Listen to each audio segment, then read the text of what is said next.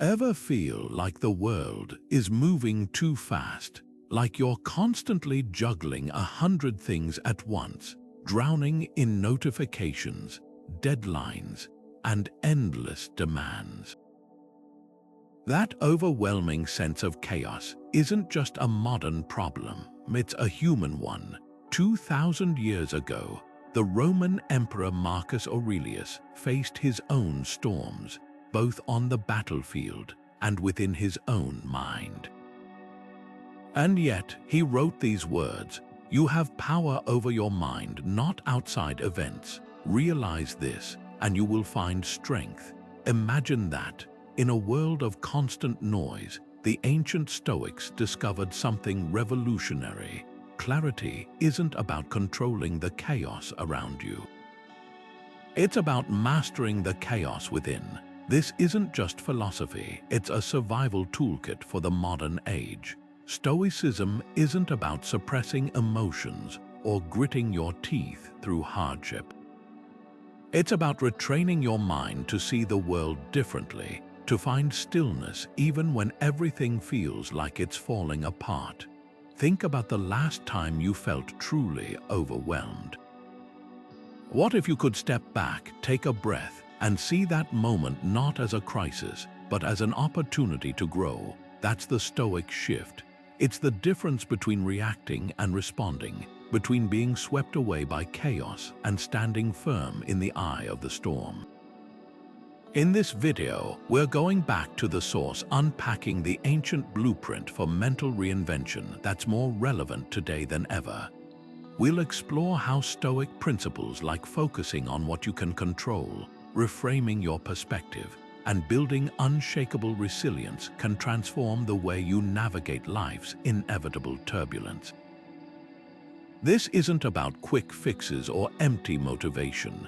It's about rewiring your mind to find clarity, purpose, and calm, no matter what's happening around you. So if you're ready to step out of the chaos and into a quieter, stronger way of thinking, stick around. The journey starts now.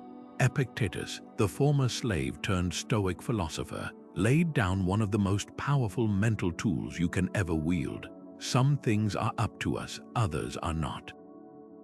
Simple, right? But here's the catch: most of us spend our lives exhausting ourselves over things we can't change while neglecting what we actually control. Picture this: you're stuck in traffic, late for an important meeting. Your hands grip the wheel, your heart races. Maybe you even mutter a few choice words at the car ahead of you. But here's the truth: the traffic isn't up to you. The red light isn't up to you. The only thing you truly control, your reaction, your breath, the way you choose to frame the situation. This is the dichotomy of control, the first step in cutting through mental clutter. The Stoics didn't just suggest this idea, they built their entire philosophy around it. Because when you stop pouring energy into fighting what you can't change, something remarkable happens. You free up space to focus on what you can influence. Your effort, your attitude, your decisions. Think about the last time something outside your control derailed your day: a cancelled flight, a rude comment, a sudden downpour. How much time did you spend resisting it, wishing it were different? Now imagine if instead you paused and asked, is this mine to fix? If not, your job isn't to change it, it's to change how you move through it. This isn't passivity, it's precision. The Stoics were relentless about directing their energy where it mattered. Marcus Aurelius ruled an empire, yet his personal writings obsess over one theme: mastering his own mind. Because even an emperor couldn't control invasions, plagues, or betrayals, but he could control his response. That's the real power move. So next time chaos strikes, try this. Take a mental step back. Split the situation into two columns: what's mine and what's not. Then invest your focus like currency, spending it only where it yields returns. The traffic jam won't vanish, but your frustration might. The rain won't stop, but your resentment can. And that shift, that's where clarity begins.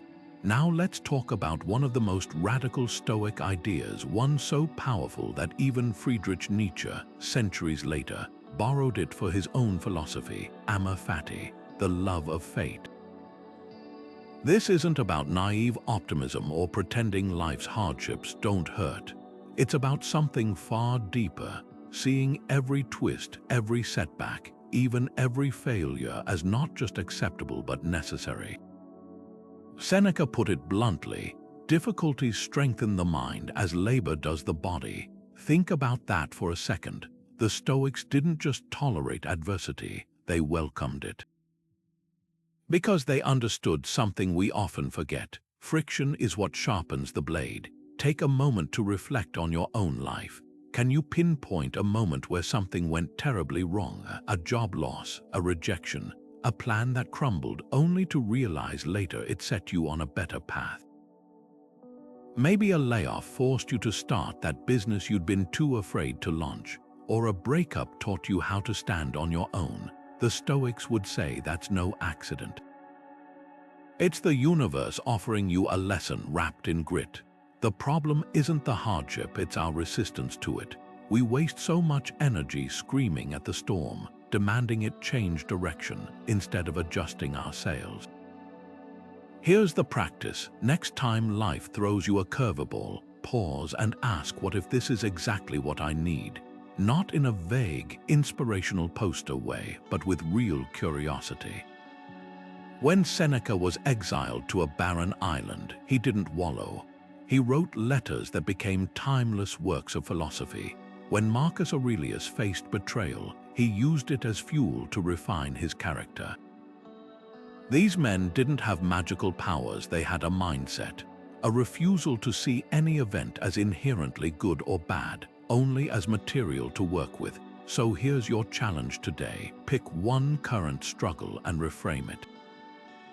Not as a misfortune, but as a teacher, that frustrating coworker, a chance to practice patience, the project that failed, a lesson in detachment. Even physical pain can be a reminder of your resilience. This isn't about denying pain, it's about reclaiming agency.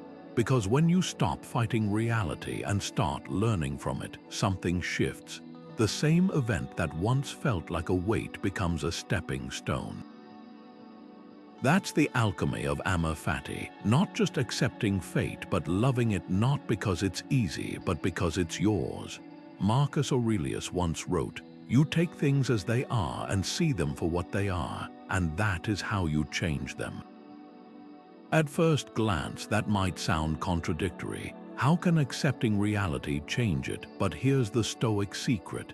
It's not the event itself that transforms, it's your perception of it. Every frustration, every inconvenience, every so-called bad day is just raw material. The label you slap on it, that's where the real power lies. Take something as mundane as a noisy neighbor. The thumping bass at midnight, the constant chatter through thin walls. It's easy to spiral into irritation, to let it hijack your peace. But what if you flip the script? Instead of seeing it as an assault on your quiet, what if it became your daily training ground for patience? The Stoics would call this the discipline of perception, the practice of stripping away emotional judgments to see events neutrally. The noise isn't inherently good or bad, it just is your reaction. That's where the choice lies. This isn't about pretending annoyance doesn't exist. It's about recognizing that your suffering comes less from the event itself and more from the story you tell about it. Ancient Stoics used a powerful metaphor. Imagine holding a cup of muddy water.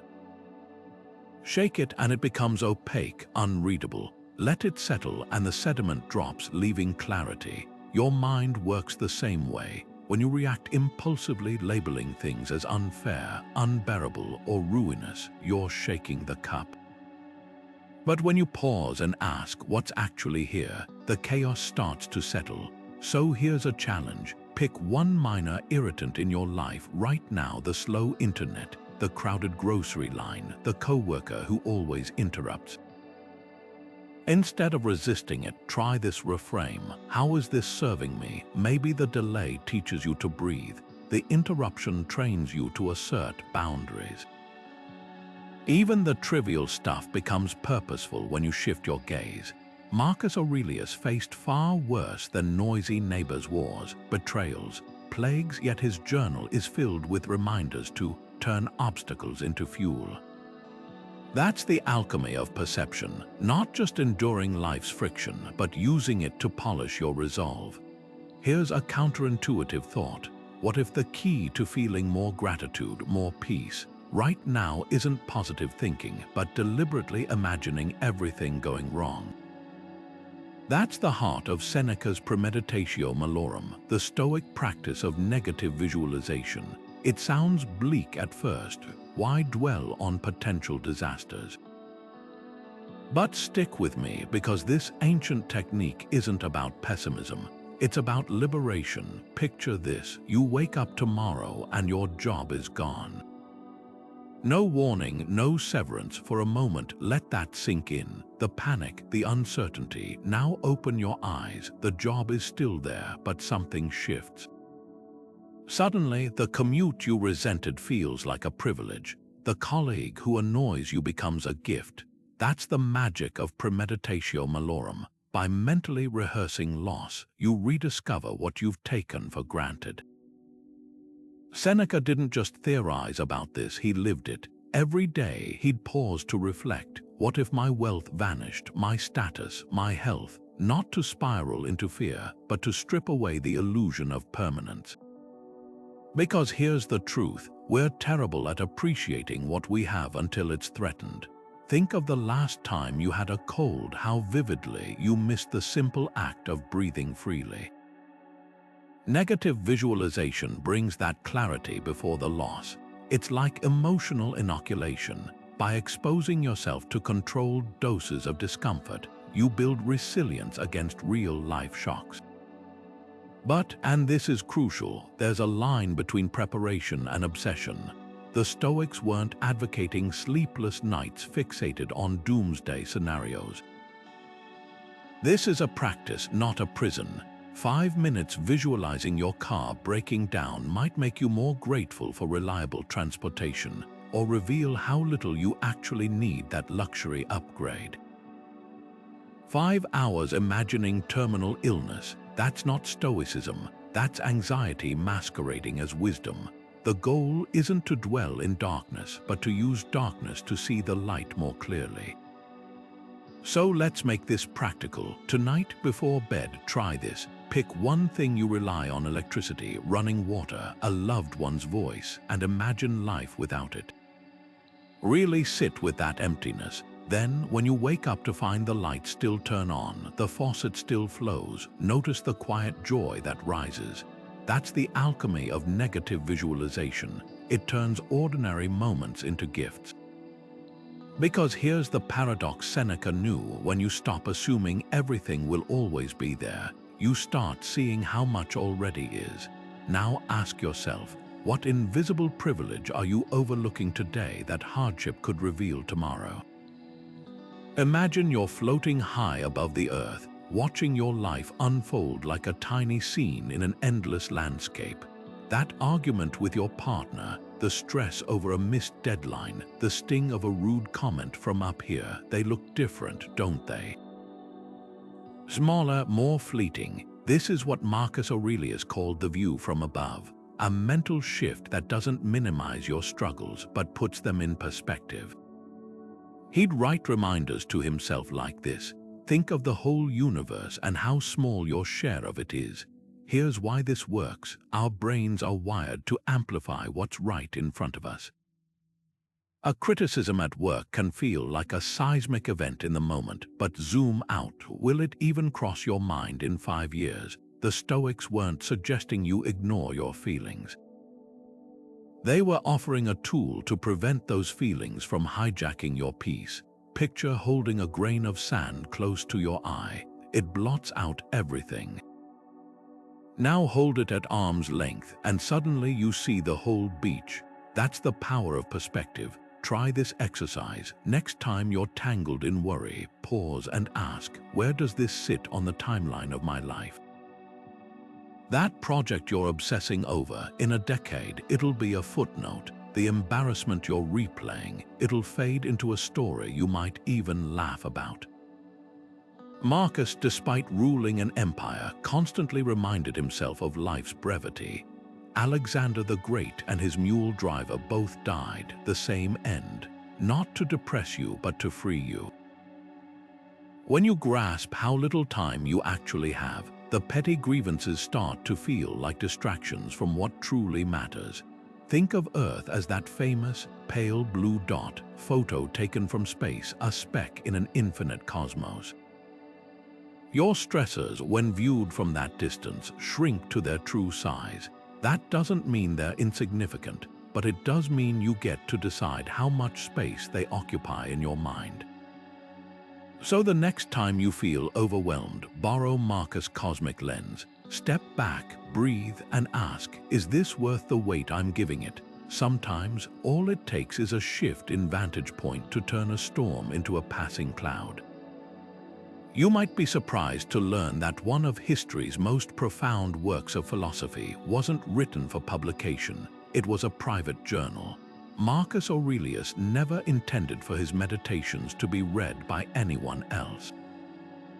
Those pages were his raw self-dialogue, a nightly reckoning with his own mind, and that's the secret sauce of Stoic journaling. It's not about crafting pretty prose or performative reflections. It's about turning the spotlight inward and asking the uncomfortable questions that most of us spend our days avoiding. Think of it like this. Your mind is a crowded room full of voices, worries, regrets, distractions, all talking over each other. Journaling is the act of clearing the room one thought at a time. The Stoics didn't just jot down their day, they conducted interviews with their own choices. What did I control today? Where did I hand my power away? These weren't abstract prompts, they were surgical tools for mental clarity. Picture Marcus, the most powerful man in Rome, sitting by candlelight admitting where he'd been petty or impatient. That's humility in action. Here's how to make this ancient practice work for you. Carve out 10 minutes before bed, same time, same place. Put your phone in another room because doom scrolling is the anti-journaling.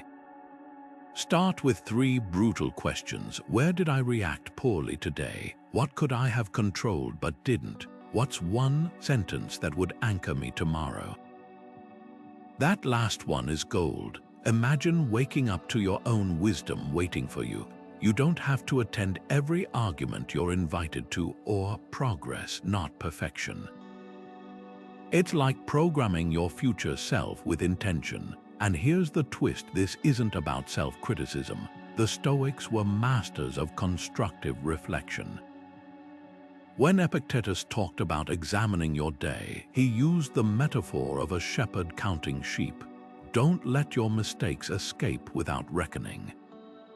But the goal wasn't guilt, it was course correction. Maybe you snapped at a coworker. Instead of spiraling into "I'm terrible," ask, what unmet need made me reactive? How could I pause next time? That's the difference between wallowing and growing. Try this tonight. Take one small moment that bothered you, the ignored text, the burnt toast, the rude cashier, and dissect it like a Stoic. Not, why does this always happen to me, but why did this bother me so much? You'll start noticing patterns. Maybe it's not traffic that frays your nerves, it's your resistance to unpredictability. Maybe it's not your boss's tone, but your own fear of inadequacy. That's the power of the pen. It turns daily irritations into mirrors showing you where your inner work lies. Marcus didn't write to impress posterity. He wrote to survive his own chaos, and 2,000 years later, his words still resonate because he did the one thing we so often avoid. He faced himself honestly. So grab a notebook or even a napkin and start your own conversation. The page doesn't judge, it just waits, and who knows, your private reflections might one day be someone else's survival guide. Epictetus dropped a bombshell that still echoes through the centuries. The impediment to action advances action. What stands in the way becomes the way. At first glance, it sounds like philosophical wordplay, but unpack it, and you'll find a mental blueprint for turning roadblocks into rocket fuel. Modern psychology calls this the growth mindset, but the Stoics were practicing it 2,000 years before it became a buzzword. Here's the radical shift. Obstacles aren't detours on your path, they are the path. Take a failed project, maybe a business idea that flopped or a creative endeavor that crashed. The instinct is to see it as proof you're not cut out for this, to let shame or frustration take the wheel. But the Stoic approach, that failure is now your most valuable data set. Every misstep is a clue, every setback a lesson in disguise. Thomas Edison famously reframed his 10,000 unsuccessful attempts at the light bulb. I didn't fail. I just found 10,000 ways that don't work. That's pure Stoicism in action, not denying reality, but reworking it into raw material for progress. Consider the Japanese art of kintsugi, where broken pottery is repaired with gold lacquer. The cracks aren't hidden, they're highlighted, celebrated. That's the alchemy Epictetus is talking about. Your obstacles aren't flaws in your story, they're the very things that give it depth and resilience. A rejection letter teaches you to refine your pitch. A financial stumble forces you to build better systems. Even physical limitations can become catalysts for innovation. Look at Stephen Hawking, who transformed the confines of ALS into a lens for cosmic discovery. So here's your pivot point. Pick one current obstacle, the job application that went unanswered, the fitness goal that stalled, the difficult conversation you're avoiding, and ask, how could this exact challenge be my training ground?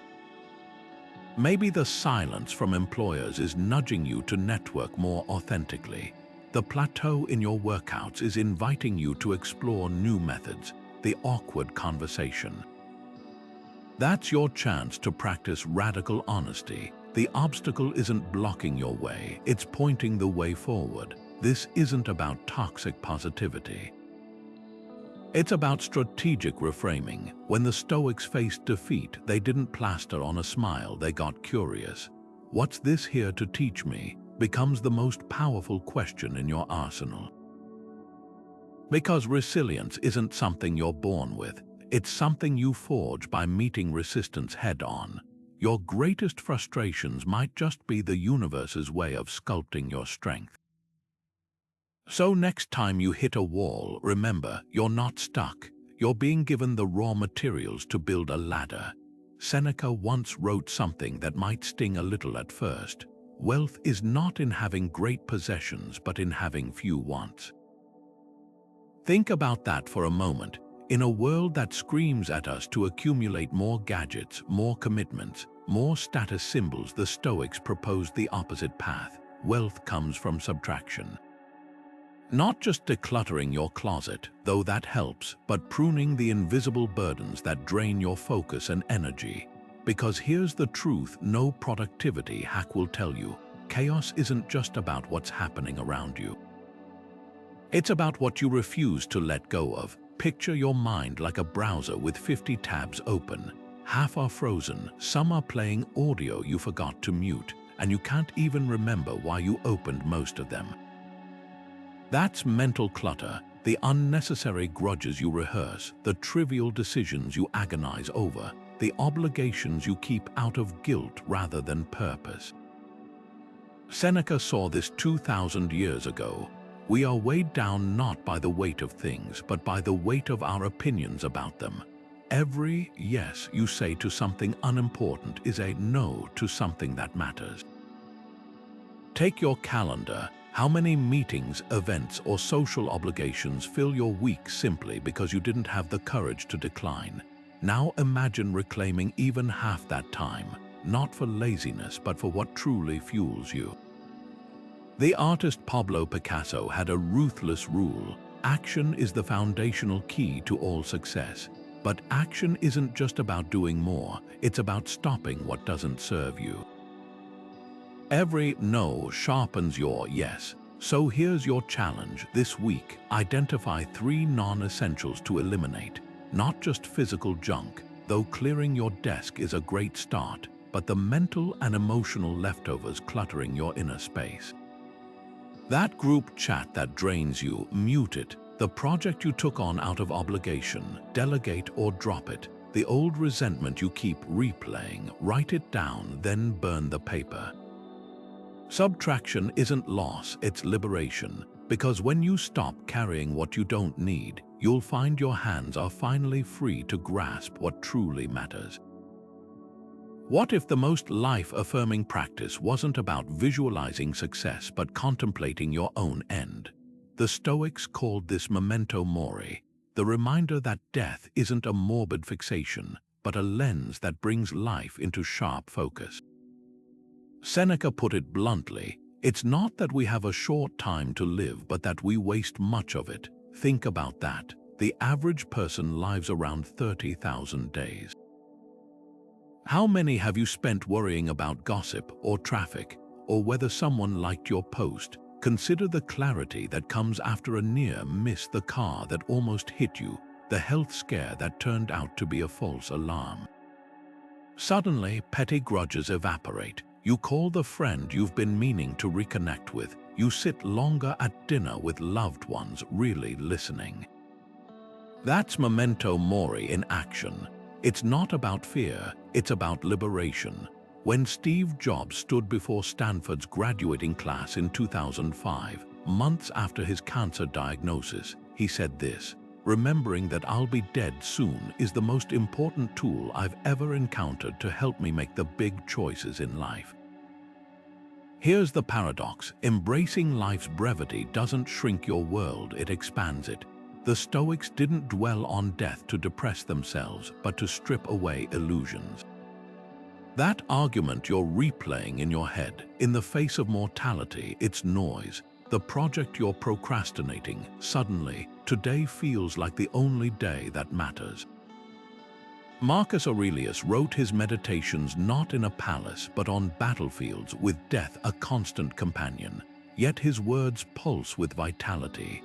Do every act of your life as if it were your last. Try this exercise tonight. Light a candle and watch the wax drip down. As it shortens, ask yourself, if this flame were my time, how would I spend its light? Not in grand, abstract terms, but concretely. Would you refresh your inbox one more time, or put the phone down and look your child in the eyes? Would you nurse that old resentment, or finally let it go? The trivial worries that consume so much oxygen reveal themselves as distractions when held against the finite nature of existence. This isn't about crafting a perfect life, it's about living an authentic one. Seneca observed that people often live as if they'll never die, then die having never truly lived. The bills, the chores, the social media scroll, they'll always whisper for attention. But Memento Mori asks the disruptive question, does this deserve a piece of my 30,000 days? When the answer is no, something extraordinary happens. You stop waiting for someday to start the project, take the trip, mend the rift. Someday is now, because the flame keeps burning whether you're watching it or not. Viktor Frankl, the psychiatrist who survived Nazi concentration camps, discovered something profound in the midst of unimaginable suffering. Between stimulus and response, there is a space. In that space is our power to choose.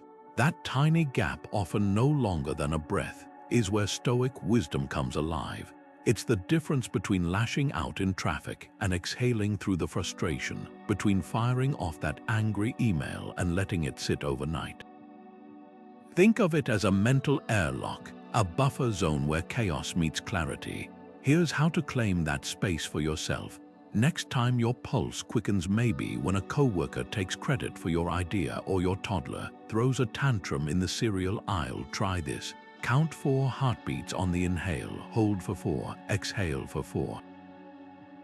4, 4, 4, simple, Absolutely revolutionary without question, because in those 12 seconds something shifts.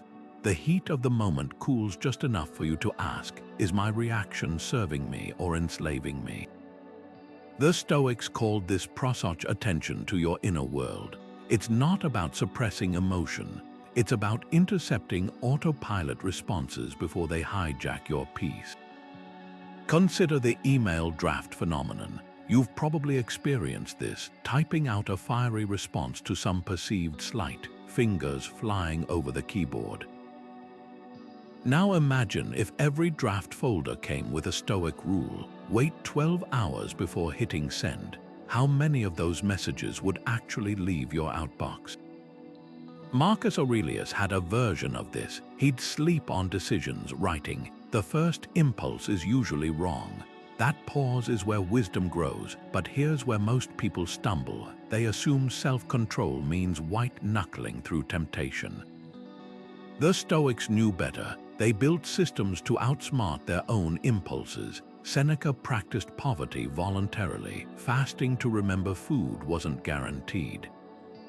Epictetus left his lamp unlit some nights to sit in darkness, acclimating to discomfort. These weren't acts of deprivation. They were rehearsals for the moments when choice mattered most. So here's your challenge today. Identify one trigger point in your routine where inserting a 10-second pause could change everything.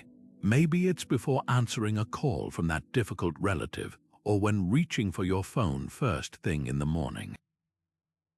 Place a sticky note there, literal or mental, that says space. In that pause, ask Frankl's question: does this response align with who I choose to be? Because mastery isn't about never feeling anger or frustration. It's about no longer being ambushed by them. Every great philosopher, from Zeno to Aurelius, wasn't born wise. They became wise by stretching that space between what happens and how they chose to meet it. Now it's your turn. Where will you plant your pause today? Marcus Aurelius left us with a striking image. The universe is transformation, life is opinion, and all things are woven together like a web. That word woven holds the key to Stoicism's most overlooked superpower, sympatheia, the profound recognition that nothing exists in isolation. Think about the last time you sat in traffic, fuming at the sea of brake lights. It's easy to feel like the universe personally inconvenienced you, but zoom out. The driver ahead might be rushing to a sick child, the construction crew causing the delay. They're building a road your grandchildren will use. Suddenly, your frustration isn't erased, but it's no longer solitary. It becomes part of a larger tapestry. This shift from me to we changes everything. Modern life feeds the illusion that our struggles are unique, that everyone else has it figured out. Social media amplifies this, curated highlight reels masquerading as reality. But the Stoics saw through this 2,000 years ago. When Epictetus taught his students, he didn't just focus on personal resilience, he spoke of our shared humanity.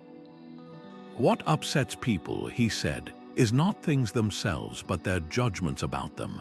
In other words, your bad day and your neighbor's bad day might look different, but the underlying experience, the ache of disappointment, the sting of rejection, is universal.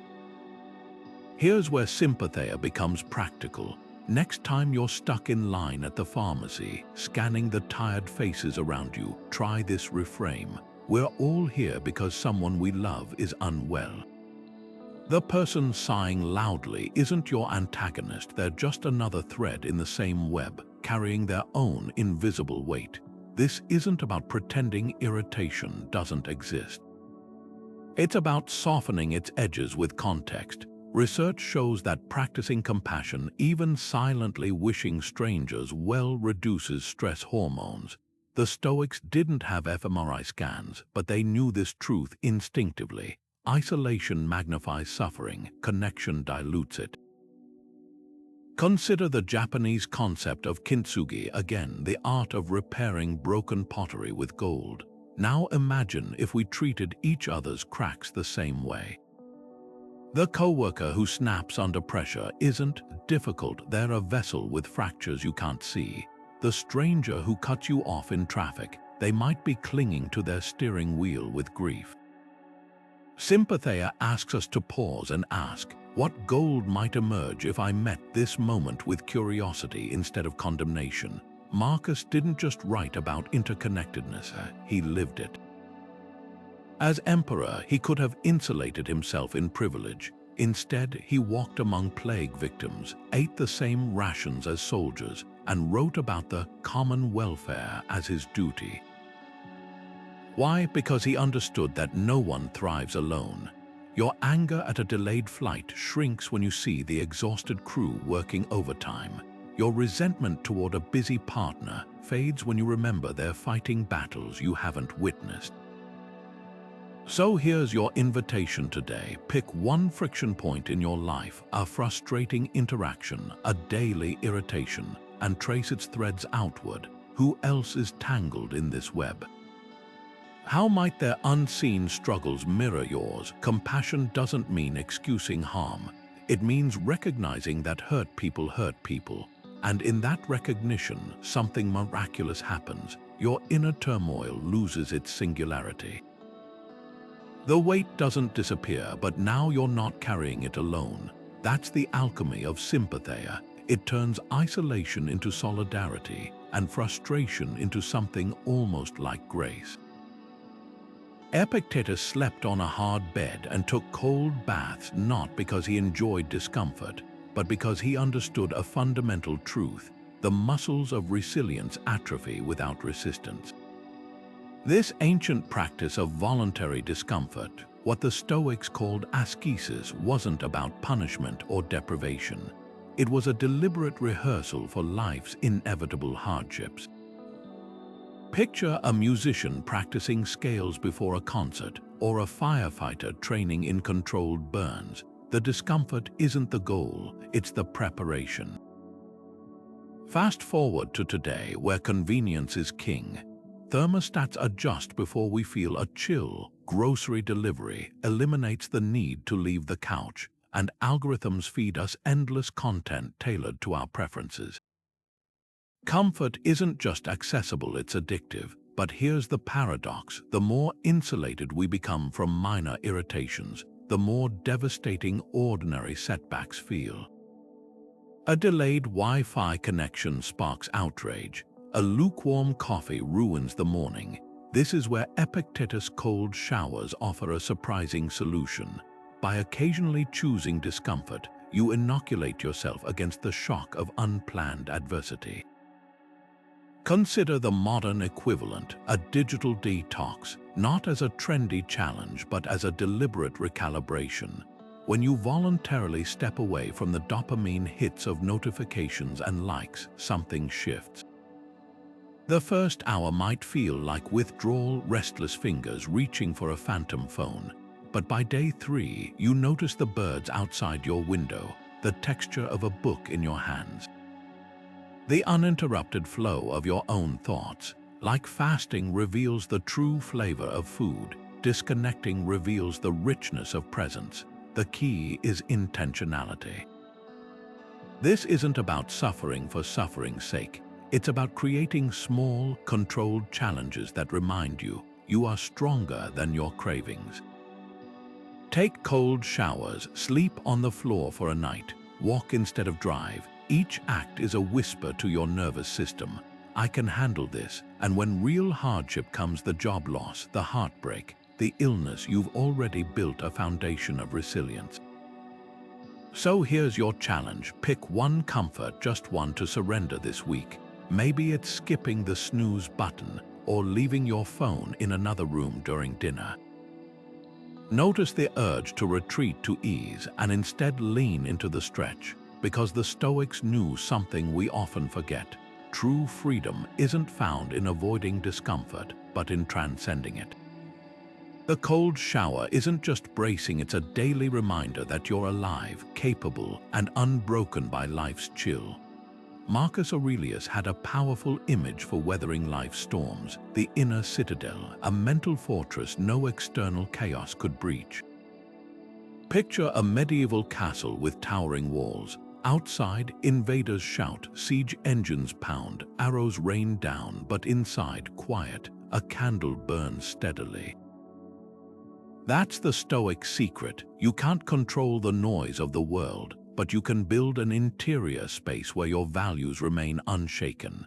Consider a toxic workplace, the backstabbing, the unreasonable demands, the pressure to compromise your integrity. Most people react in one of two ways. They either crumble under the pressure, conforming to behaviors that erode their self-respect, or they explode in frustration, burning bridges. But there's a third path, the inner citadel. It's the choice to say, you can take my promotion, but you can't make me resentful. You can dump extra work on my desk, but you won't dictate my dignity. This isn't passive resistance, it's active sovereignty over your inner world. The brilliance of Marcus' metaphor lies in its flexibility. Your citadel doesn't have to look like anyone else's. For one person, it might mean refusing to gossip, even when the office culture thrives on it. For another, it could be maintaining calm during layoffs, not out of indifference, but because panic won't change the outcome. The common thread, a core principle so deeply rooted that external turbulence can't uproot it. History offers striking examples. Viktor Frankl, imprisoned in Auschwitz, wrote that while the Nazis controlled his body, they could never dictate his mind's freedom. He'd mentally escaped to memories of his wife's smile or the beauty of a sunset, proving that even in hell, the inner citadel stands. Closer to home, think of a parent working multiple jobs to provide for their kids, exhausted, yes, but unwavering in their love. That's a citadel built on sacrifice. So here's the challenge. Identify one non-negotiable principle you'll fortify today. Not a lofty ideal, but something concrete. Maybe it's, I won't check email during family dinners, or I'll speak up when I see injustice, even if my voice shakes.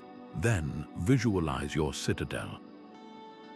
What materials is it made of? Is it stone, solid and enduring, or perhaps bamboo, flexible but unbreakable? When the storm hits, the rude comment, the unfair criticism, the temptation to take the easy way out, retreat to that space. Not to hide, but to remember who you are, because here's the truth no one tells you. Resilience isn't about avoiding the storm. It's about carrying your own weather with you. The outer world will always have its chaos, but inside the citadel, that's where your power lives. And once you've felt it, no amount of noise can convince you otherwise. Seneca would begin each morning with a practice more powerful than any cup of coffee. He called it premeditatio malorum, the premeditation of the day's potential challenges. Not to dwell in anxiety, but to disarm chaos before it could hijack his peace. Imagine standing at the edge of a forest, scanning the terrain ahead for fallen logs or steep drops.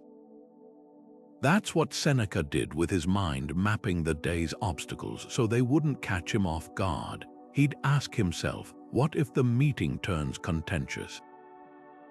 What if the messenger brings bad news? What if my plans crumble? By rehearsing these scenarios calmly in advance, he transformed potential triggers into practiced responses. Take a modern example. You've got a high-stakes presentation today. The projector might fail. Someone could interrupt with tough questions. Your hands might shake. Most people wait for these moments to unfold, then react in real time, adrenaline spiking, panic setting in. But here's the Stoic twist. What if you'd already walked through each possibility hours earlier? Visualized yourself calmly switching to backup slides, pausing to breathe before answering, even laughing if your voice cracks. Suddenly, what felt like threats become familiar terrain. Psychologists call this stress inoculation, exposing yourself to controlled doses of adversity to build immunity. Seneca was doing cognitive behavioral therapy 2 millennia before it had a name. This isn't about expecting the worst, it's about refusing to be surprised by life's friction. Think of it like packing an umbrella, not because you're certain it'll rain, but because you won't be caught off guard if it does. A surgeon mentally reviews complications before an operation. A pilot runs through emergency protocols before takeoff. Why? Because when the mind has already traced a path, the body follows more smoothly. The same applies to your daily battles. That difficult conversation with your partner, mentally rehearse listening without defensiveness, the traffic jam you'll likely hit. Picture yourself using the delay to listen to an audiobook or simply watch the clouds. Here's the key distinction. Premeditation isn't worry in disguise. Worry spins in helpless circles. What if everything goes wrong? Stoic rehearsal focuses on agency. If this happens, here's how I'll meet it. One drains you, the other fortifies. Marcus Aurelius practiced this daily, writing, "Begin each day by telling yourself, today I shall meet interference, ingratitude, insolence, but none of these things can injure me." He wasn't being pessimistic, he was stripping adversity of its power to shock. Try this tomorrow. Before checking your phone or rushing into the day, sit for 5 minutes with your planner.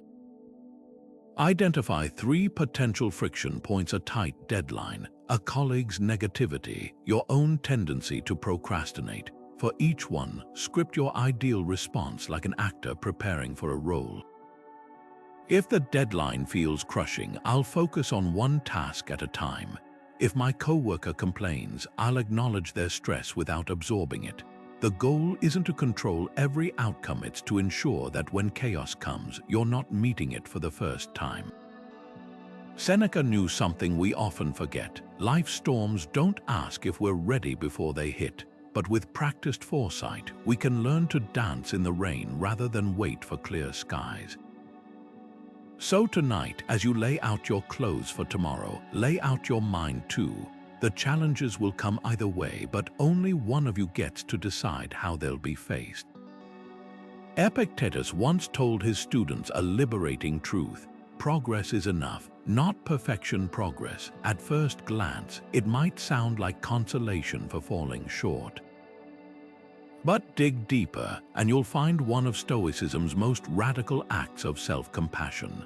The Stoic sage, that idealized figure of unshakable wisdom, wasn't held up as a standard to shame ordinary seekers.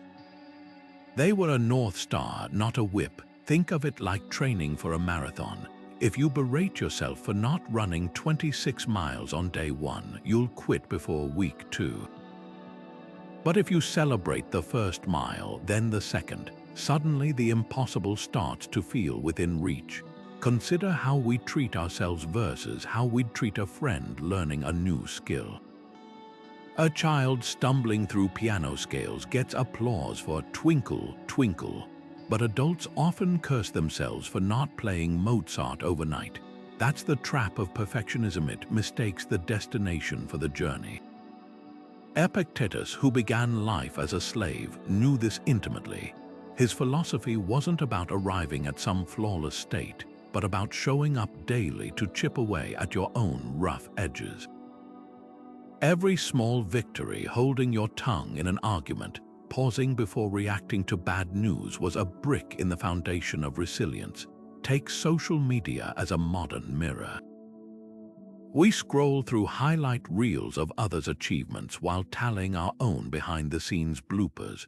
The Stoic antidote: measure yourself against who you were yesterday, not who someone else is today.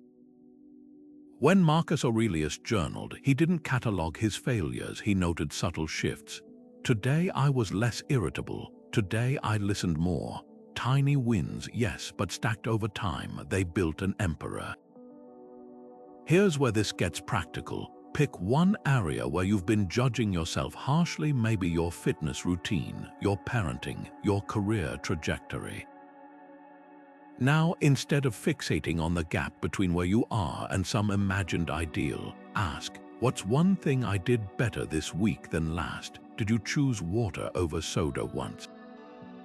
That's progress. Did you pause before snapping at your kids? That's wisdom in motion. The ancient Stoics called these prokopton, those making progress. Not sages but seekers, this isn't about lowering standards. It's about redirecting focus from an unattainable finish line to the path itself. Imagine two gardeners. One obsesses over the perfect rose, mourning every wilted petal. The other delights in each new bud, knowing growth takes seasons. Both care deeply, but only one enjoys the process. That's the Stoic shift. Your mistakes aren't proof you're failing. They're data points guiding your next step. So tonight, try Epictetus' experiment. Light a candle and name 3 small, uncelebrated victories from today. Maybe you resisted a gossipy comment. Maybe you started that email you've been avoiding. No achievement is too minor, because progress, however incremental, is the only real measure of a life well lived. The sage isn't someone who never falls. They're the one who learns to appreciate the climb. The Stoics believed in 4 cardinal virtues that served as pillars against life's chaos: wisdom, courage, justice, and temperance. These weren't just lofty ideals, they were daily practices, tools for carving order out of disorder. Take wisdom, the ability to see reality clearly, free from the distortions of emotion or bias. Imagine you're scrolling through news headlines, your pulse quickening with each clickbait title. Wisdom steps in like a mental editor, asking, is this information useful or just inflammatory? It's the difference between reacting to every viral outrage and pausing to discern what truly deserves your attention. Courage might conjure images of warriors on battlefields, but the Stoics saw it differently. For them, courage was the quiet strength to face uncomfortable truths, to admit when you're wrong, to have that difficult conversation you've been avoiding, or to walk away from a toxic relationship even when loneliness whispers for you to stay. Picture someone quitting a secure but soul-crushing job to pursue their craft. That's not recklessness. It's courage in its purest form, the willingness to endure short-term uncertainty for long-term integrity. Justice in Stoic terms extends beyond fairness in courts. It's about recognizing your interconnectedness, how your choices ripple outward. That co-worker you dismissed in a meeting, the stranger you ignored on the sidewalk. Justice asks you to see them as full human beings, not extras in your personal drama. Marcus Aurelius modeled this as emperor, insisting on hearing petitions from common citizens himself, writing, "What injures the hive injures the bee." Then there's temperance, the art of finding the middle path. In a world of endless notifications and bottomless streaming queues, temperance might mean setting a hard stop on social media after dinner, not because you're disciplined, but because you value uninterrupted conversation with your partner. It's the difference between binging a show until your eyes glaze over and stopping mid-episode to savor the anticipation. The Stoics weren't ascetics, they simply knew that excess dulls appreciation. Here's the invitation: of these 4 virtues, which feels most urgent for you right now? Is it wisdom, cutting through the noise of others' opinions to hear your own truth? Courage, facing a fear you've been postponing? Justice, repairing a relationship you've neglected? Or temperance, creating boundaries with that one habit that quietly drains your energy? The answer isn't static, it shifts with life seasons. But naming the need is the first step toward meeting it. Because virtues aren't medals to earn, their muscles to strengthen, one intentional choice at a time. Marcus Aurelius gave us a striking mental image. Your mind will take the shape of what you frequently hold in thought. Now imagine holding your thoughts not as absolute truths, but as passing weather patterns, some stormy, some clear, all temporary. This is cognitive distancing, the Stoic art of observing your inner dialogue without being swept away by it. Picture standing at a train station watching carriages labeled, "I'm a failure," or "This will never work," roll by. You wouldn't jump aboard every train that passes. Why do it with thoughts? Modern mindfulness calls this thought diffusion. but the Stoics were practicing it centuries earlier. When Marcus wrote, "You are not your thoughts," he was offering a lifeline to anyone drowning in self-criticism. Take that moment when you miss a deadline and the inner voice screams you're incompetent. Cognitive distancing steps in like a wise friend whispering, "That's a story you're telling, not reality." The difference isn't semantic, it's survival. Over-identifying with thoughts is like mistaking a thundercloud for the entire sky. Here's how to make this tangible. Next time a harsh judgment arises, "I'll never succeed," or "They all think I'm weak," add 3 simple words before it. "I'm noticing that. I'm noticing that I'm thinking I'll never succeed." Suddenly, there's space between you and the thought. It's no longer a fact, it's a mental event passing through. Therapists use similar techniques today, but Marcus had his own version, writing in third person. If Marcus is angry, let him pause to create observational distance. Consider the last time social media triggered you. Maybe a peer's vacation photos sparked "My life is so boring." Now imagine holding that thought at arm's length, examining it like an unfamiliar object. Is it true? Is it helpful? Or is it just one interpretation among many?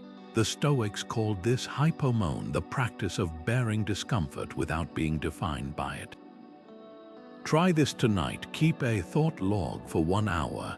Jot down each self-critical or anxious thought, then label its category: prediction, "I'll embarrass myself"; judgment, "I'm lazy"; assumption, "They hate me." Most thoughts fall into these patterns. Seeing them on paper reveals their formulaic nature. They're not revelations, just mental habits. Cognitive distancing isn't about suppressing thoughts, it's about ceasing to fight them. Like clouds, they'll drift when you stop grasping. Marcus knew this when he wrote, "The soul becomes dyed with the color of its thoughts." But here's the hope: dyes fade when left in the sun. Your darkest thoughts lose their grip when you stop treating them as anything more than passing weather. William Irvine, a modern Stoic philosopher, took Epictetus' dichotomy of control and added a crucial middle layer, what he calls the Stoic fork. It's not just about what you control and what you don't. There's a third prong, what you can influence. Picture a traffic light, red for what's beyond your power, green for what's fully yours, and yellow for the vast middle ground where your actions might sway outcomes. This isn't just splitting hairs, it's a game changer for where you direct your energy. Take health, for example. You can't control your genetics, the red light. But you can influence your diet, exercise, and sleep, the yellow. And you fully control whether you hit the gym today, the green. Most people exhaust themselves raging at red lights or obsessing over yellows, neglecting the greens where real change happens. The Stoic fork forces a reckoning. Is this where my effort actually matters? Here's how to wield it. Grab a blank page and divide it into 3 columns: control, influence, and release. Now pick a current stressor, say, a strained work relationship. In control, your tone in emails, your preparation for meetings. Influence, how often you initiate coffee chats to build rapport. Release, whether your colleague reciprocates. Suddenly, clarity emerges. The energy you wasted agonizing over their opinions, redirected to polishing your next presentation. The hours spent replaying awkward interactions, freed up for skills that make you indispensable. This tool shines in ambiguity, ever applied for a dream job and refreshed your inbox obsessively. The hiring timeline isn't yours, release, but following up politely is influence, and refining your portfolio is control. The fork doesn't just categorize, it liberates. Like a chef separating ingredients before cooking, you're sorting chaos into actionable piles.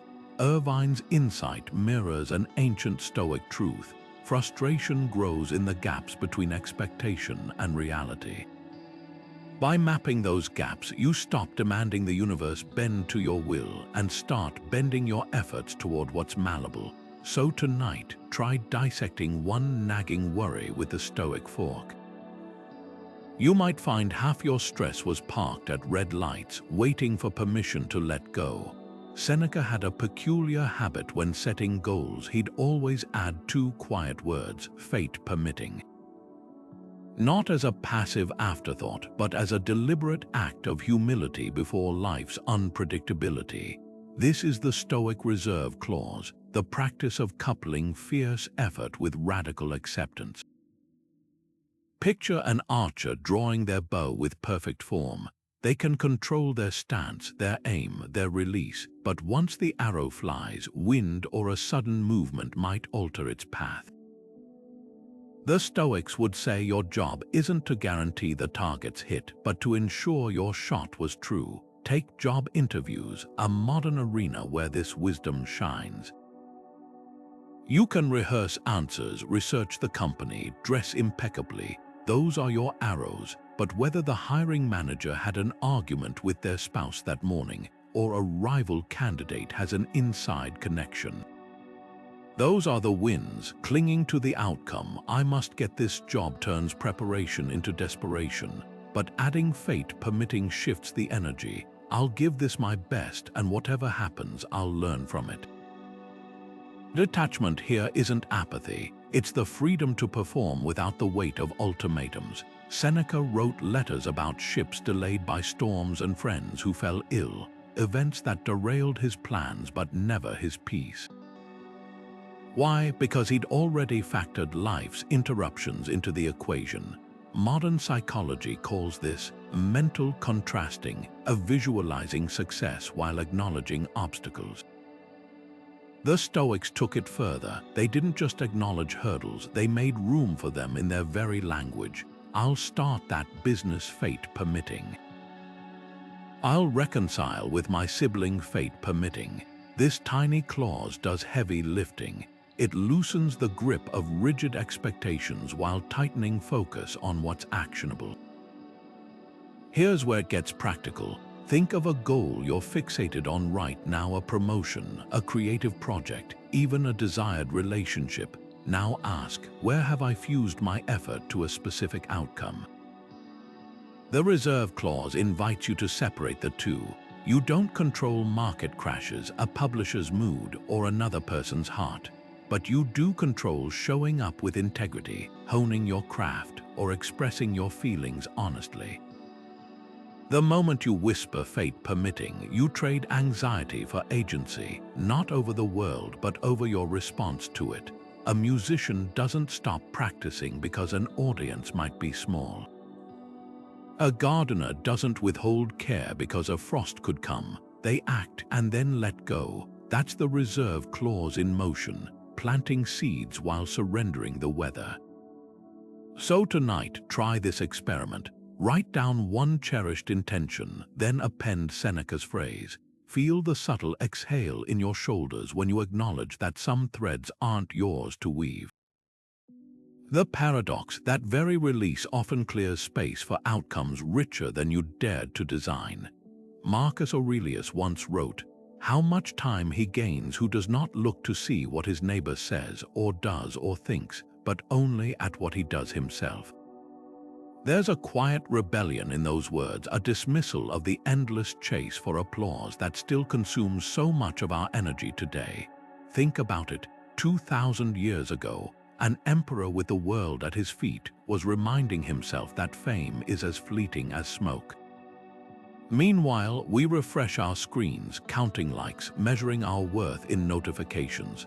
The craving for external validation isn't new. It's just been digitized, amplified, and disguised as connection. Consider the artist who paints for the sheer joy of creation versus the one who tweaks every brushstroke for Instagram's algorithm. Both might produce beautiful work, but the first is free, while the second is shackled to the whims of an invisible audience. Marcus saw this trap clearly. The applause of the crowd is but the clatter of tongues. What he understood, and what we often forget, is that applause never satisfies for long. It's like drinking salt water. The more you get, the thirstier you become. Social media didn't invent this hunger, it just monetized it. Every time we post, we're casting a tiny hook, waiting to see who bites.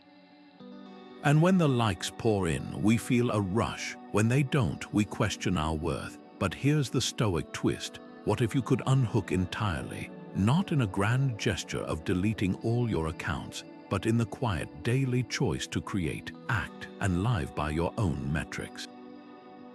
The writer who journals without sharing a single line, the runner who logs miles with no GPS trace, these are acts of quiet defiance against the tyranny of external approval. So here's the uncomfortable question. Where in your life are you still auditioning for a role no one asked you to play? Maybe it's the polished persona at work, the carefully curated vacation photos, or even the way you suppress opinions to avoid rocking the boat. The Stoics would ask, who are you when no one is watching? That's your true self, the one untouched by applause or criticism. Marcus didn't shun fame because he was above it. He saw it for what it was, a distraction from the real work of living with integrity. His journal wasn't written for publication. It was a private dialogue with his soul. That's the invitation here, to find your own inner audience. Not the faceless crowd, but the quiet voice that whispers, "This is enough." Because in the end, the only approval that doesn't fade is the kind you never had to ask for. Epictetus had a brilliant way of reframing life's frustrations. He called them philosophy exams. Not mere inconveniences, but pop quizzes designed to test your progress. Picture this: you're stranded at an airport, flight delayed for hours, the toddler next to you is wailing, and your coffee spills on your last clean shirt. The average person sees a disaster. The Stoic student sees a final exam in patience, adaptability, and humor. Because here's the truth: theories about resilience mean nothing until life crumples your plans like a piece of paper and says, "Show me what you've learned." Think of the last time technology betrayed you. Maybe your Wi-Fi cut out mid-presentation, or your phone died when you needed GPS. In that moment, you had a choice: rage against the invisible forces of misfortune, or treat it like a Stoic lab experiment. How gracefully can I navigate this? What's the minimum viable solution? The ancient equivalent might be a sudden rainstorm rusing a carefully prepared speech. Epictetus didn't just shrug and say, "That's life." He'd ask, what's the lesson here? Maybe it's improvisation. Maybe it's surrendering the need for perfect conditions. Here's where this mindset shifts from philosophy to practical superpower. Your boss dumps an unreasonable deadline on your desk. Instead of spiraling into "this is unfair," you pause and think, my midterm in boundary setting and prioritization. The friend who cancels plans last minute, not a personal slight, but an open book test in empathy. Perhaps they're struggling silently. Even physical pain becomes an exam in mindfulness, a chance to observe discomfort without letting it dictate your mood. The brilliance of this framing lies in its alchemy. It turns victims into students. No event is inherently bad, it's just curriculum. The Stoics were ruthless about this. Seneca voluntarily slept on hard floors and wore thin clothes in winter, not because he enjoyed discomfort, but to welcome it as a teacher. He knew the richest lessons come when life says, "Let's see if you really believe what you claim." So here's your challenge. Pick one irritation from this week: the slow elevator, the automated customer service loop, the neighbor's barking dog, and reclassify it. Not as a nuisance, but as a tailored exam. What's being tested? Is it your ability to focus despite distractions, to communicate clearly under frustration, to find humor in the absurd? Every minor annoyance is life's way of whispering, "Let's practice," because when the real storms hit, the job loss, the health scare, the heartbreak, you'll have already aced 1,000 pop quizzes in resilience. And that's when you'll realize the test was never about the external event. It was always about who you became in responding to it. Stephen Covey's famous circle of influence model didn't emerge from thin air. It was deeply rooted in Stoic soil. Picture two concentric circles, the outer one packed with things you can't control, global politics, the weather, other people's choices, the inner circle. That's your domain, your actions, your attitudes, your responses. The Stoics knew this terrain intimately. 2,000 years before Covey, Epictetus was drawing the same map. Focus not on what happens to you, but how you respond. Here's where it gets practical. Every ounce of energy spent agonizing over the outer circle is energy stolen from where you could actually make a difference. Take the modern avalanche of global news, endless cycles of crises and conflicts that leave you feeling both overwhelmed and powerless. It's easy to spend hours doom scrolling, your anxiety rising with each headline. But here's the Stoic pivot. What if you swapped just 30 minutes of that consumption for something within your reach? Volunteering at a local food bank won't stop a war, but it will feed a hungry family in your community. Writing to your city council about a pothole won't fix climate change, but it might prevent an accident. The goal isn't to ignore the wider world, but to balance awareness with agency. Consider the difference between worrying about homelessness as an abstract crisis and mentoring a teenager in your neighborhood who's at risk of eviction. One drains you, the other fuels you. This is the alchemy of the Stoic circle. It turns helplessness into action by redirecting your gaze from what's massive to what's manageable. Marcus Aurelius didn't spend his nights fretting over the vastness of the Roman Empire's problems. He focused on ruling justly in the moments before him. So here's a challenge. Pick one concern gnawing at you, something that feels too big to touch. Now ask, where does this sit in my circles? If it's firmly in the outer ring, acknowledge it, then shift your attention inward. Climate anxiety, plant a tree. Political division, have one respectful conversation with someone who disagrees with you. The power isn't in the scale of the action, but in the reclaiming of your agency. Because here's the truth no one tells you, influence compounds. That small act of tutoring a child or cleaning up a park doesn't just solve a micro problem, it rebuilds your sense of efficacy. And when enough people tend to their inner circles, the outer ones start to shift. The Stoics knew this wasn't just philosophy, it was physics. You can't control the tide, but you can learn to swim, and sometimes that's enough to carry others with you. Marcus Aurelius offered a radical lens for human relationships when he wrote, "When someone irritates you, remember they act out of ignorance of what is good and bad, and that same ignorance afflicts you too."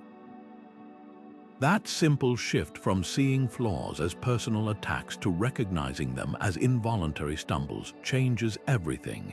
Picture your friend who constantly forgets birthdays. The easy reaction is to take it personally, to weave a story about how little you matter to them. But what if their forgetfulness isn't a choice? What if it's just how their brain works, as natural to them as your punctuality is to you? The Stoics called this prohersis, the understanding that people's actions stem from their own tangled web of experiences, limitations, and unconscious patterns. Think of a time someone snapped at you unfairly. In the moment, it feels like a deliberate slight, but zoom out. Maybe they were running on 3 hours of sleep, or their back pain was flaring up, or they were replaying an argument with their partner. This isn't about excusing hurtful behavior. It's about disentangling the act from the actor. Epictetus, who endured slavery, took this further. When someone strikes you, consider not just their hand, but what conditioned it. Chains of habit, societal pressures, unmet needs, these are the invisible strings pulling most people's actions. Here's where this becomes practical. That coworker who dominates meetings, instead of labeling them arrogant, consider, perhaps they grew up in a home where being heard meant survival. The partner who withdraws during conflict. Maybe silence was their only defense in childhood. This isn't psychobabble, it's strategic empathy. By depersonalizing flaws, you're not surrendering boundaries, you're choosing where to invest your emotional energy. Marcus modeled this as emperor, writing, "I cannot be angry with my brother, for we were born to work together like hands clasped in prayer." Try this reframe today. Pick one person who's been grating on you, the chronically late neighbor, the critical parent, and ask what invisible weight might they be carrying. Not to absolve harmful patterns, but to loosen their grip on your peace. Imagine them as a character in a novel, shaped by backstories you'll never fully know. The neighbor's tardiness, a lifetime of ADHD shame. The parent's nitpicking, a desperate attempt to feel useful as aging shrinks their world. This isn't about becoming a doormat. Stoic equanimity pairs understanding with discernment. You can set firm limits while still seeing the humanity behind the friction. Like a doctor treating a disease without blaming the patient, you address behaviors without demonizing souls. So tonight, as you replay that awkward interaction or simmer over a thoughtless remark, whisper Marcus' question, what part of their pain am I mistaking for malice? The answer won't change their actions, but it might just change how heavy they feel in your mind. Imagine starting each day not with a groggy scroll through notifications, but with a deliberate ritual that sets the tone for clarity and purpose. The Stoics called this premeditatio malorum, a morning affirmation where you mentally walk through the day's potential challenges, not to dwell on them, but to disarm them. Picture this: before your feet even touch the floor, you take 3 deep breaths and ask, what could test my patience today? How will I meet it? It's like stretching before a workout, preparing your mind for the resistance ahead. Marcus Aurelius did this daily, writing reminders like, "Today I shall meet interference, ingratitude, insolence, but none of these things can injure me." That's not pessimism, it's emotional inoculation. Now shift to evening, the Stoic practice of examen, or nightly review. This isn't just replaying your day like a highlight reel, it's a forensic audit of your choices. Seneca would ask himself 3 questions. Where did I act against my values? Where did I hesitate? What's one lesson to carry forward? Think of it as mental decluttering. Maybe you snapped at a coworker instead of spiraling into guilt. You dissect the trigger. Were you hungry, overwhelmed? The goal isn't self-flagellation, but pattern recognition. Epictetus compared it to a shepherd counting sheep. Don't let your mistakes escape without reckoning. Breathwork bridges these practices. The Stoics didn't have modern neuroscience, but they knew something profound. The breath is the remote control for your nervous system. When stress hits, try the 4-4-4 method. Inhale for 4 heartbeats, hold for 4, exhale for 4. It's not magic, it's physiology. Slowing your breath signals safety to your brain, creating space between stimulus and response. Imagine using this before a tough conversation or when stuck in traffic. The irritation might not vanish, but it no longer owns you. For a concrete example, consider the 5-minute journal, a modern twist on Stoic reflection. Each morning, jot down 3 things you're grateful for, cultivating amor fati. 1 intention for the day, focus on what you control, and a mantra like, obstacles are the way. At night, note 3 small wins, progress over perfection, and 1 misstep to learn from. It's not about volume, it's about consistency. The Roman philosopher Musonius Rufus said, "We exercise our bodies daily, why not our minds?" So here's the question, which tool speaks to you right now? The morning mental rehearsal that turns landmines into lessons. The evening unpacking that transforms stumbles into stepping stones. or the breathwork that turns panic into pause. You don't need all three at once. Start where you are. Pick one, practice it for a week, and notice the shift, because Stoicism isn't a philosophy to admire. It's a toolkit to use, wear down, and rebuild with. The perfect time to begin, the next breath you take.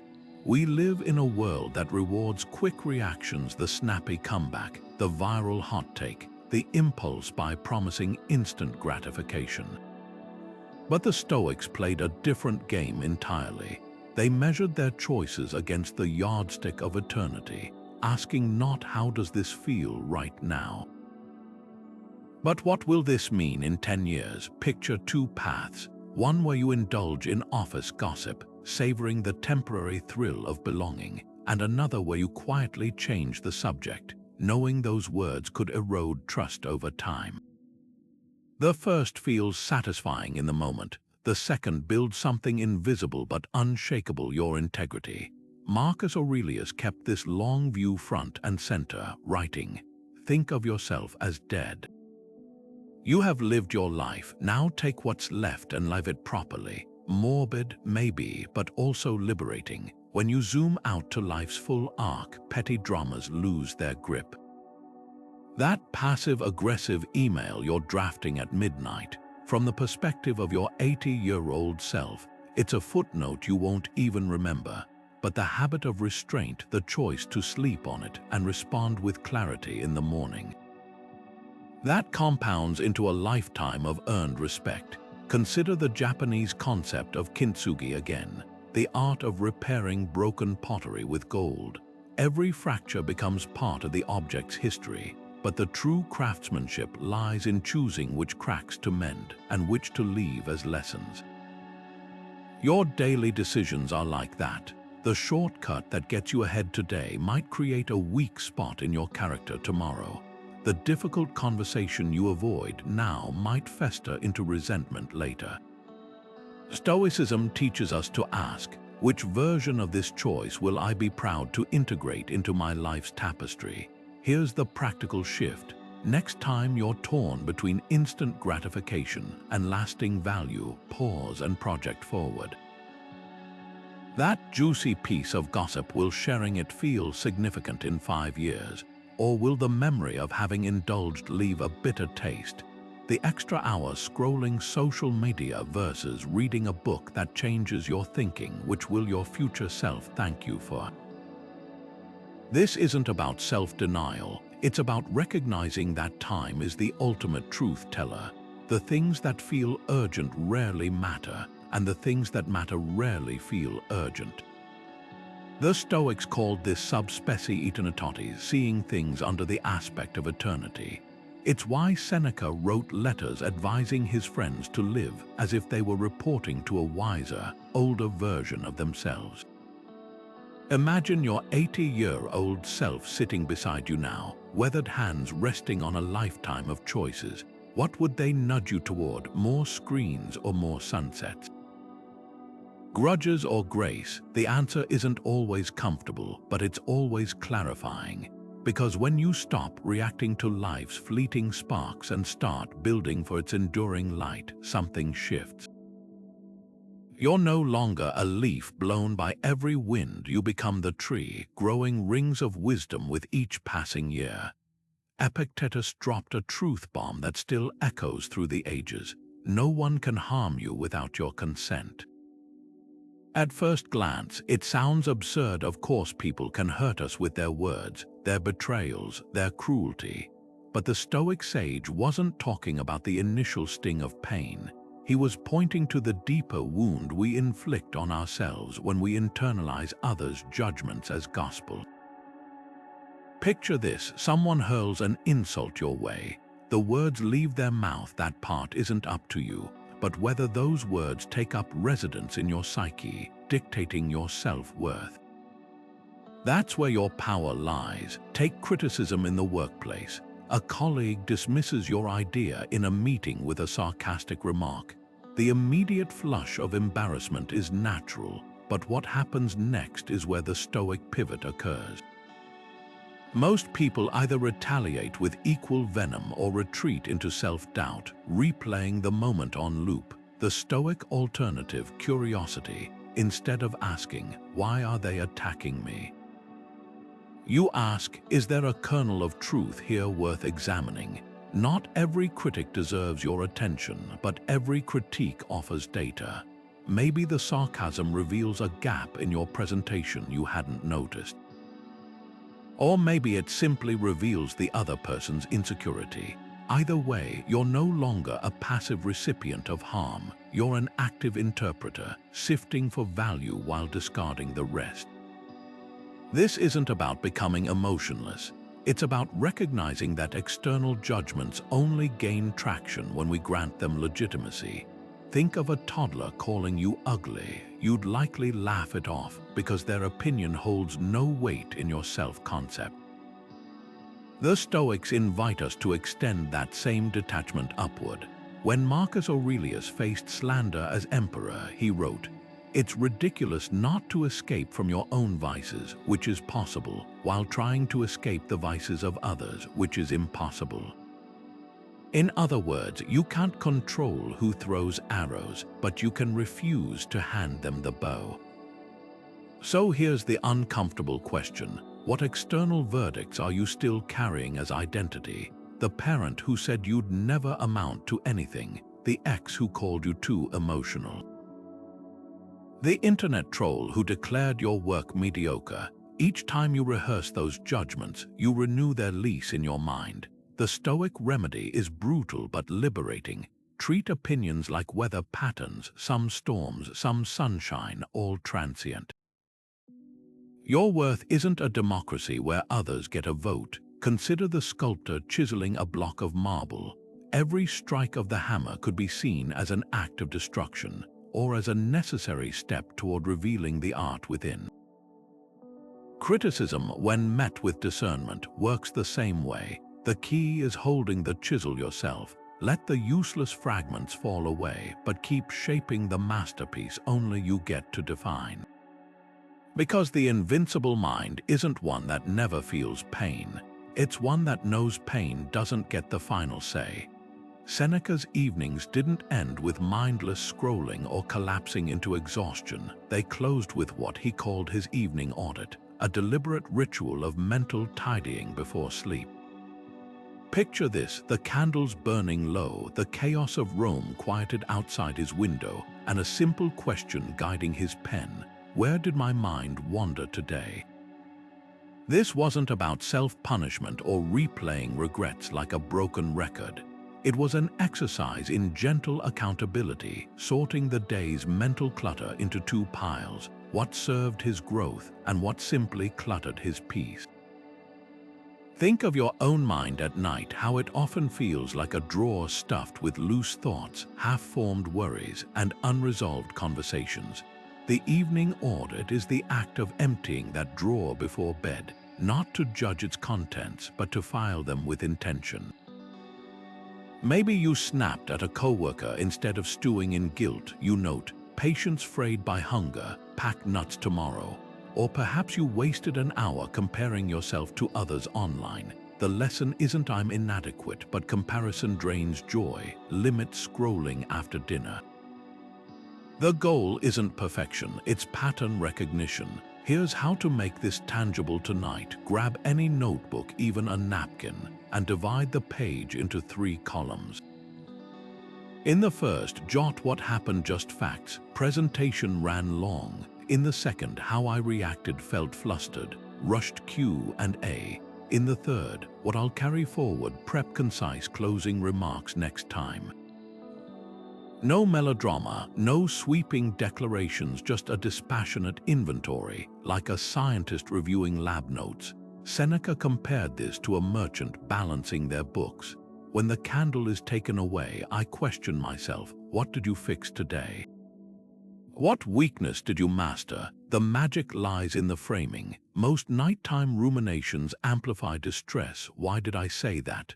But the Stoic audit deflates it by asking, what does this reveal about where I need to grow? That awkward silence during dinner isn't proof you're boring. It's data suggesting ask more open-ended questions. The project feedback that stung, not a verdict but a map, clarify objectives upfront. Even joy gets catalogued. Why did that walk in the park lift my mood? So you can replicate what nourishes you. Try this twist for deeper insight.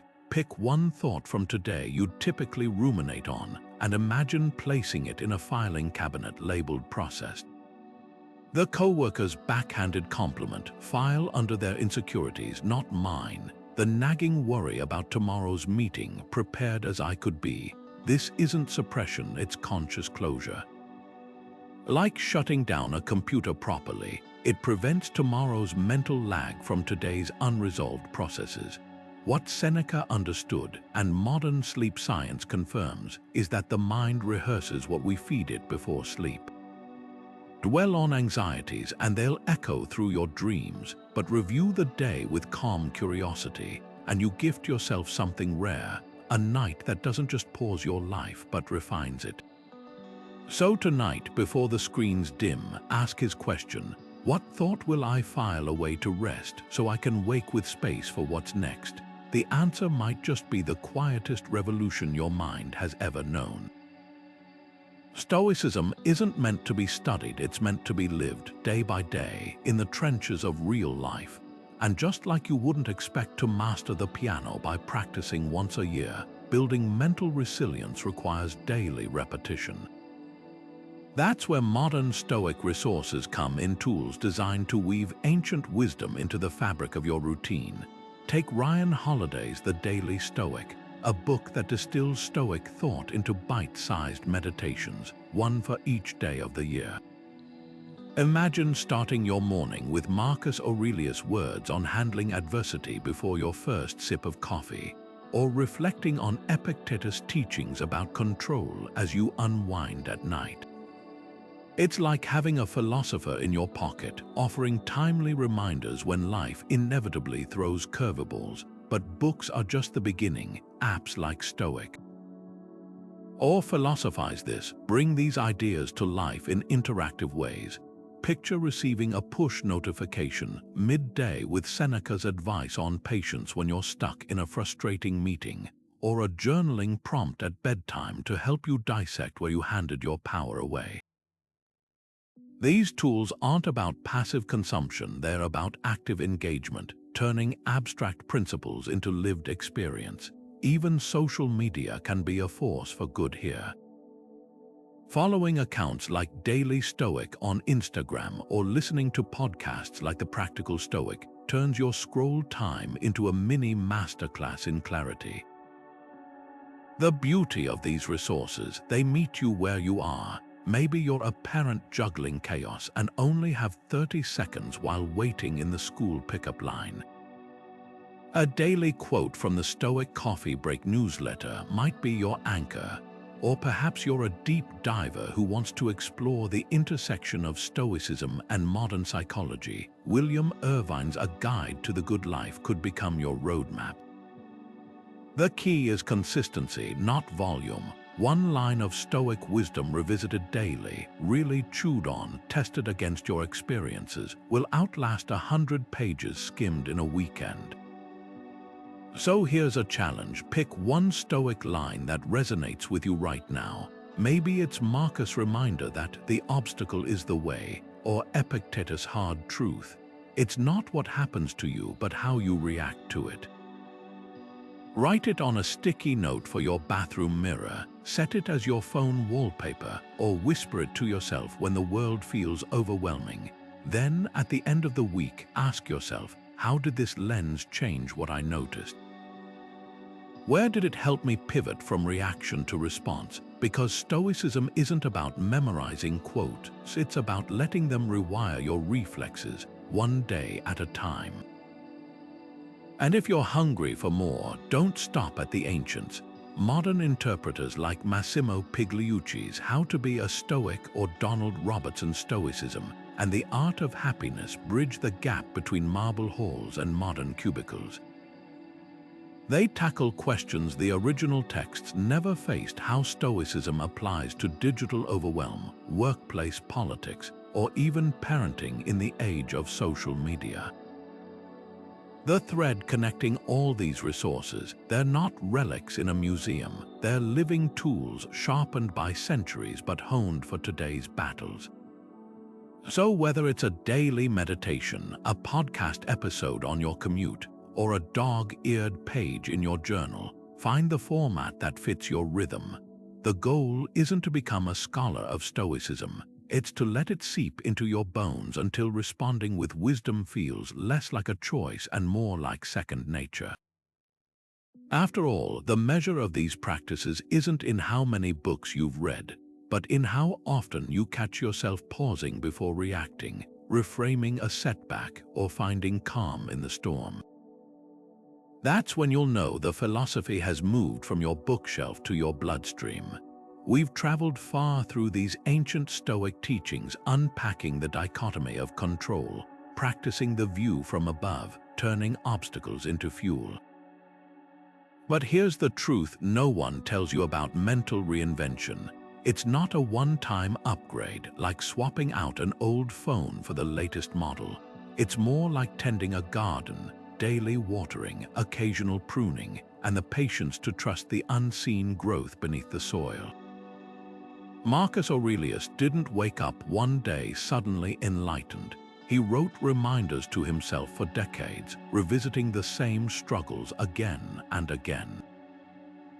That's the heart of real clarity, not the absence of chaos, but the commitment to return to center when life inevitably pulls you off course. Think of resilience as a muscle, not something you either have or don't, but something that strengthens incrementally each time you choose response over reaction. Picture someone learning to swim. The first time they're caught in a wave, panic takes over. But with practice, they learn to spot the rhythm of the surf, to let the current carry them instead of fighting it. That's the essence of Stoic progress. Maybe today you caught yourself before snapping at a loved one. Maybe you paused to reframe a setback as data instead of disaster. These aren't small victories, they're the bricks that build an unshakable foundation. So where do you begin? Not with a dramatic life overhaul, but with a single, deliberate step. It could be as simple as a morning ritual, 2 minutes of stillness before checking your phone, asking, "What's within my control today?" Or an evening pause to note one moment where you exercised perspective, like mentally thanking the slow cashier for teaching you patience instead of cursing the delay. The key is consistency, not scale. Seneca wrote letters to friends not because he'd mastered Stoicism, but because he knew wisdom grows when shared. Your practice might look different: a journal, a recurring alarm with a Stoic quote, even a note taped to your laptop. Does this deserve my energy? Here's the invitation. Pick one thread from this tapestry: control, perspective, or resilience, and weave it into your next 24 hours. Not as a test, but as an experiment. If it's control, try mapping your frustrations with the Stoic fork. What's yours to change? What's yours to accept? If it's perspective, zoom out on one annoyance and ask, how will this feel in a month? If it's resilience, identify a recent stumble and mine it for gold. What did this teach me about where I'm still fragile? Clarity isn't a finish line. It's the act of showing up again and again to meet life with eyes wide open. So as we close, don't ask yourself, have I arrived? Ask instead, where will I plant my next step? The path forward isn't about perfection, it's about practice. And the most powerful practice is always the one you'll actually do. Whether it's a deep breath before reacting, a nightly audit of what served your growth, or simply carrying Seneca's 2-word mantra, fate permitting, into your next big goal. The garden of your mind is waiting. What seed will you sow today? We began this journey drowning in chaos, the endless noise of modern life, the weight of expectations, the frustration of things beyond our control. But through the lens of Stoic wisdom, we've uncovered something profound. clarity isn't found by rearranging the world to suit our whims, but by mastering our inner landscape. From Epictetus' dichotomy of control to Marcus Aurelius' cosmic perspective, from Seneca's evening audits to the radical embrace of amor fati, these ancient tools aren't relics. They're lifelines for anyone navigating today's storms. Marcus Aurelius left us with a parting gift. Nowhere can man find a quieter or more untroubled retreat than in his own soul. That's the heart of it. No matter how turbulent life becomes, your mind can be that quiet harbor, not because the waves stop, but because you've learned to sail. Think back to the principles we've explored. Which one resonated most deeply? Maybe it's the practice of negative visualization, grounding you in gratitude. Or perhaps it's the Stoic fork, helping you redirect energy from futile worries to meaningful action. Whatever it is, don't let this be just another video you passively consume. The real transformation begins when you take one principle off the screen and into your life. So here's your challenge. Before this day ends, pick one idea to put into motion. It could be as simple as pausing for 4 breaths the next time frustration flares, or journaling tonight about where you handed your power away today. Small steps consistently taken build unshakable resilience, and if you're hungry for more ancient wisdom, more modern applications, more tools to turn chaos into clarity, hit that subscribe button. You're not just signing up for videos, you're joining a community of seekers committed to living with intention, one Stoic practice at a time. The path from chaos to clarity isn't a straight line, it's a spiral. You'll circle back to old struggles, but each time with sharper tools and deeper insight. So keep going.